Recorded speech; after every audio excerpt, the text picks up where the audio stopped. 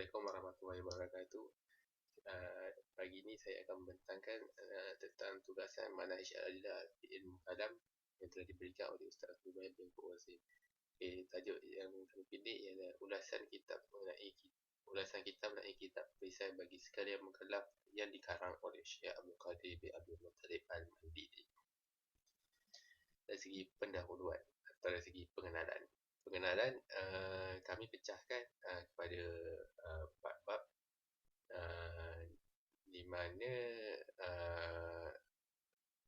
mana kitab perisai bagi sekalian mukallaf ini juga dia juga dinamakan sebagai simpulan iman atas mazhab salaf. Dan kami pecahkan kepada tugasan ini kepada 4 bab juga, yang seperti yang pertama, kami menceritakan tentang biodata Syekh Abdul Qadir bin Abdul Muttalib Al-Mandili. Yang kedua, kami menceritakan tentang kandungan yang terdapat dalam kitab perisai bagi sekalian mukallaf. Dan yang ketiga, kami memberikan ulasan. Dan yang keempat, kami membuatkan kesimpulan yang wajar. Dan kitab perisai bagi sekalian mukallaf ini telah dikarang oleh Syekh Abdul Qadir bin Abdul Muttalib Al-Mandili. Bab yang pertama, biodata Syekh Abdul Qadir bin Abdul Muttalib Al-Mandili. Nama sebenar beliau ialah Abdul Qadir bin Abdul Muttalib bin Hasan Al-Mandili. Dia dilahirkan pada tahun 1329 Hijrah bersamaan dengan 1910 Masihi di kampung Sigalanggang, Tanah Puri Selatan, Sumatera Utara, Indonesia. Beliau meninggal dunia pada tahun 1965 Masihi pada usia 65 tahun. Beliau merupakan seorang ulama Melayu Mekah pada abad ke-20 dan merupakan seorang da'i, yakni pendakwah yang menuliskan serta penulis karya-karya Islam. Banyak karya-karya Islam yang telah ditulis oleh beliau. Beliau mendapat pendidikan awal di sekolah Belanda dan beliau pernah menalimi ilmu agama di Masjidil Haram. Berjaya menguasai ilmu fiqh, tauhid, usuluddin dan tasawuf di samping ilmu tafsir, hadis dan ilmu-ilmu lain. Dan beliau juga mahir dalam ilmu nahwu dan saraf. Ayahnya bernama Abdul Muttalib bin Hasan merupakan seorang pesawah dan ibunya bernama Rafi'ah, seorang suri rumah tangga. Beliau mempunyai adik-beradik seramai 3 orang dan kesemuanya adalah lelaki. Abangnya bernama Abdul Wahab dan adiknya bernama Ibrahim. Bab yang kedua tentang kandungan kitab perisai bagi sekalian mukallaf. Kitab ini adalah karangan Syekh Abdul Qadir bin Abdul Muttalib Al-Mandili dan ia merupakan syarahan kepada kitab Aqidah Tahawiyah yang ditulis oleh Syekh At-Tahawi. Dia menuliskan syarahnya dalam bahasa Rumi Jawi untuk memberi pemahaman kepada orang yang tak akidah sebenar. Di mana dalam kitab perisai bagi sekalian mukallaf ini, dia ada pecah pada 3. Yang pertama, mim, matan. Jim, dia punya terjemahan daripada matan kitab Aqidah Tahawiyah. Dan shin, maknanya itu syarah. Itu syarahan yang diberikan oleh Syekh Abdul Qadir bin Abdul Fatani, Syekh Abdul Qadir bin Abdul Muttalib Al-Mandili tentang kitab Aqidah Tahawiyah ini, berdasarkan kepada kitab Aqidah Tahawiyah itu. Dan dia menulis dalam bahasa Rumi Jawi. Beliau memberi keterangan bahawa Asmaul Husna merupakan nama yang baik dan elok bagi Allah, dan beliau juga menceritakan tentang sifat-sifat bagi Allah dan memberi penjelasan tentangnya. Beliau juga menceritakan tentang perkara sam'iyat seperti hari kiamat dan menceritakan tentang rukun iman. Dan beliau menyatakan agar kita memuliakan Nabi, ahli ulama dan orang yang soleh serta ulama salah dari kalangan generasi dahulu sama ada para sahabat, tabi'in dan selepasnya. Hendaklah sentiasa bersangka baik dan tidak menyangka yang bukan-bukan terhadap mereka. Ini tentang sahabat. Pada kat sini boleh dikatakan dalam kandungan kitab saya bagi sekalian mukallaf ini ialah pada kitab lengkap juga lah dalam bab usuluddin, di mana ia dipecahkan ada juga mabahid. Dia ceritakan tentang mabahid nubuwah, mabahid ilahiyat dan ceritakan tentang mabahid as-sam'iyat, ini perkara-perkara sam'iyat. Dalam kitab ini, kitab perisai bagi sekalian mukallaf ini, Syekh Abdul Qadir bin Abdul Muttalib Al-Mandili dia menggunakan pendekatan tauhid 3, iaitu tauhid rububiyah, tauhid uluhiyah dan tauhid al-asma' wa sifat. Tauhid rububiyah. Tauhid rububiyah adalah mengesahkan Allah Ta'ala dengan segala perbuatannya. Jadi siapa yang mengiktikadkan bahawa akan memberi bekas sesuatu yang lain selain daripada Allah Ta'ala, maka tidak syak lagi padanya kafir. Maknanya kat sini, apabila kita buat sesuatu bukan kerana lillahi Ta'ala, maka kita boleh katakan sebagainya kafir. Sebagai contoh, bila seorang itu melakukan suatu perbuatan itu kerana manusia atau kerana kekasihnya, maka itu boleh dikatakan sebagai syirik.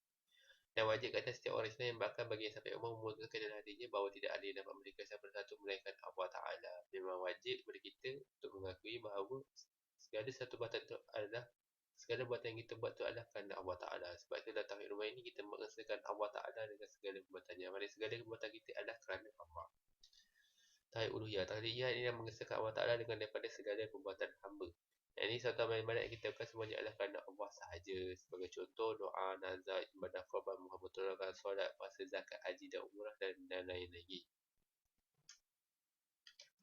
Tauhid al-asma' wa sifat. Yang ini beriman kepada nama-nama Allah dan sifat-sifatnya sebagaimana yang diterangkan dalam Al-Quran dan As-Sunnah. Di mana dalam Tauhid al-asma' wa sifat ni, sifat-sifat Allah ni kita memang telah ditetapkan semua untuk Allah. Jadi kita tak boleh takwil, mengubahnya, taktil, menidakkannya, takyif, menanyakan bagaimana caranya dalam tamsil penyerupaan. Yang ini kita menyerupakan sifat Allah tu dengan sifat manusia. Firman Allah Ta'ala dalam surah Ash-Shura ayat 11, yang maksudnya dialah yang menciptakan langit dan bumi. Ia menjadikan bagi kamu pasangan-pasangan dari jenis kamu sendiri dan menjadikan dari jenis-jenis binatang ternak pasangan-pasangan yang binatang-binatang itu.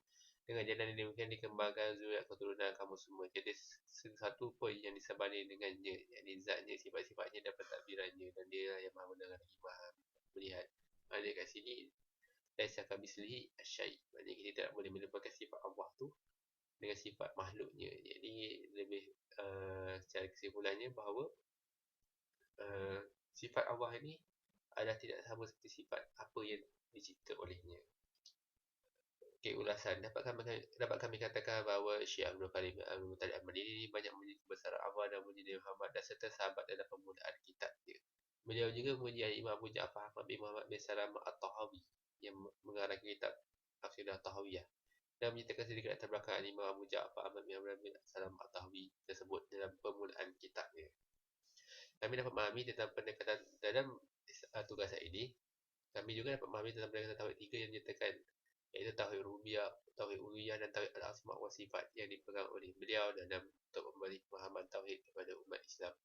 Kami dapat memahami dengan lebih jelas tentang dalil-dalil yang menunjukkan bahawa Allah tidak menyerupai dengan apa yang kita, iaitu laisa kamitslihi asy-syai'. Allah tidak akan menyerupai dengan apa yang Allah cipta. Apa-apa yang kita sandarkan pada Allah, pada apa-apa yang kita sandarkan Allah pada satu bersifat makhluk, iaitu baru ia adalah pemahaman yang salah. Dapat kita tahu bahawa akidah adalah wajib dipelajari kepada setiap orang Islam dan bukan hanya takfir semata-mata. Jadi akidah ini kita perlu ada dalil. Dia tidak boleh takfir semata-mata. Sebagai contoh, Allah itu wujud. Apa buktinya? Dalilnya ialah adanya alam ini. Akidah perlu dipelajari dan diketahui sebab bersahabat dan tahu perkara di dalam akidah Islam berdasarkan dalil agar sifat akidah kita kukuh. Dan saya dapat memahami bahawa perkara Sami'ah adalah termasuk dalam akidah juga dan wajib untuk kita mempercayainya dan yakin. Perkara Sami'ah ni termasuklah sebagai syurga, neraka, alam barzah dan sebagainya. Kesimpulan dapat dibuat bahawa kita adalah merupakan satu perisai atau tiga dengan banyak memuji kepada Allah SWT dan Muhammad SAW dan para sahabat serta mendoakan mereka. Ini adalah sikap-sikap para ulama yang mereka nyatakan dalam kitab-kitab mereka. Kita akan ketahui dengan lebih jelas dan dapat menciptakan keyakinan yang kukuh seorang tentang akidahnya kepada Allah Subhanahu Wa Taala. Kitab penulisan bagi segala perkara ini adalah kitab yang bermanfaat khususnya bagi semua Islam yang ingin mempelajari ilmu tauhid. Kitab ini dapat memberikan kesedaran kepada kita tentang matlamat sebenar hidup kita di dunia, iaitu untuk memfahamkan diri kepada semata hanya kepada Allah Subhanahu Wa Taala. Manfaat yang sejati ini akan melahirkan insan yang kamil yang berakhlak mulia dan tidak melakukan maksiat serta segala bentuk kemungkaran. Dan kitab ini juga dapat memberikan seorang pemahaman jelas tentang sifat-sifat Allah dan ia tidak boleh disamakan dengan apa yang dicipta olehnya, iaitu laisa kamitslihi asy-syai'. Allah tidak akan menyertai seperti mana sesuatu pun. Akidah adalah wajib dipelajari oleh semua Islam dan memahami konsep akidah dengan pemahaman yang betul, iaitu di mana dalam mempelajari akidah juga untuk dapat pemahaman yang betul kita perlu berguru dengan guru yang betul supaya ia mengajar tentang akidah dengan kesimpulan akidah yang betul dan bukan daripada ajaran sesat. Itu sahaja daripada kumpulan kami. Sekian, terima kasih.